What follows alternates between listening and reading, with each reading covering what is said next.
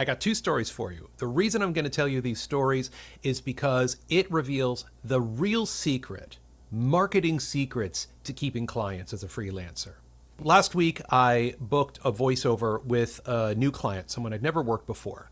And as part of working with a new client, I send them what I call a service guarantee, which is a free download at freelancerstrategist.com, where it says, this is what the project parameters are going to look like, and I ask a bunch of questions about pronunciation guides in the voiceover script and recording specs and my legal retake policy and legal stuff and all of that stuff.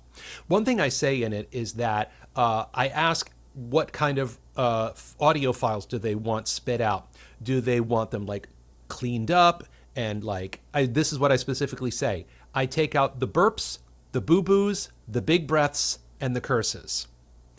I literally have that in my service guarantee. Or do they want that stuff taken out, but they don't want any post-production beyond that? Or do they want full EQ, mastering, processing, and all that sort of thing? So this new client, I sent them the PDF with the service guarantee. The client wrote back, yes, I'd like the audio cleaned up, but feel free to leave the curses in there for our entertainment value. So I'm like, okay, no problem. I sit down in my recording booth to start recording this voiceover, and the very first thing I say is, motherfucker! Yeah, I just wanted to throw that in there in case I don't curse during the actual recording session. Okay, here we go. And then I start recording the project. So yes, I left that in there, sent it to them, and then they wrote back, thank you, you made my day. Story number two. I just got home from a recording session here in New York City at a recording studio I've been working at for 20 years. The client is the same, but the person who was directing me was someone I'd never worked with before. They had a really, really cool name. Let's call it Devin. The recording session is going great, and then we get to a part of the script, part of the project where there's some updates to the script. My contact here in New York City had to email this Devin person an updated script. Sent them the script, and as she was sending Devin the script, she said, "Oh wow, you really have such a cool last name." But she didn't say what the last name was. And I'm thinking, oh, what could this name be? It sounds, now I'm thinking about it. So we finished the recording session. Everything goes great. And then I say at the end of it, oh, thank you, Devin. It was great working with you. By the way, what's your last name? Because I heard it was really cool. Is it like Thunder God or something like that? Devin said, no, it's actually Archdeacon. That's actually the real name. And I'm like, Archdeacon? And I'm like, that's a crazy cool name. And he's like, yeah, but it wasn't my real family's last name. He says back in the day, his family, they were a bunch of horse thieves. And when they hightailed it out of wherever they were getting in trouble for stealing horses, they changed their name to Archdeacon because they wanted something that sounded kind of religious to make everyone think they were good people.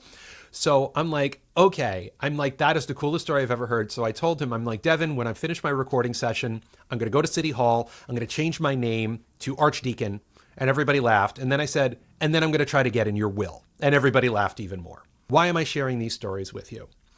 People think marketing is about having, a great website and social media posts and TikTok videos and showing off all the great sounds the voices that you can do and the sounds that you can make and, how professional you are and all of that stuff. But I'm telling you right now, being the goofy bastard that I was with these two clients endeared me to the client. It makes them want to work with me again. I know they will want to work with me again because I've done stuff like this for years, 20 plus years of recording, 30 plus years of recording. And I always try to be a little goofy, inject my personality, add some levity to the situation, because all things being equal, if there are 5 voice actors that are roughly of the same talent, that are both, then they're all giving good auditions and maybe they book all 5 of them, the one that they're going to want to come back to are the ones that are fun to work with, that are interesting, that make the session more than just, say the lines, take 1, take 2, take 3, and everybody goes home. People want to work with people that they like. People want to work with people that make their day a little bit brighter. So what I'm saying is Do all the things you're doing for marketing and social media and blogging and making your videos and cold emails and all the whatever that you think you need to do to try to get clients. But once you get that client and you have that recording session, or even before you have that recording session, be you. Let your personality shine through. Let your sense of humor shine through. Let your quirkiness or weirdness shine through. That is so endearing to people. Just connecting with fellow humans will do so much for you to improve your freelance career and get people to come back for more. So that's one of my marketing secrets as a freelancer. There are a bunch of other secrets that I have. Maybe it's revealed in one of these videos right here.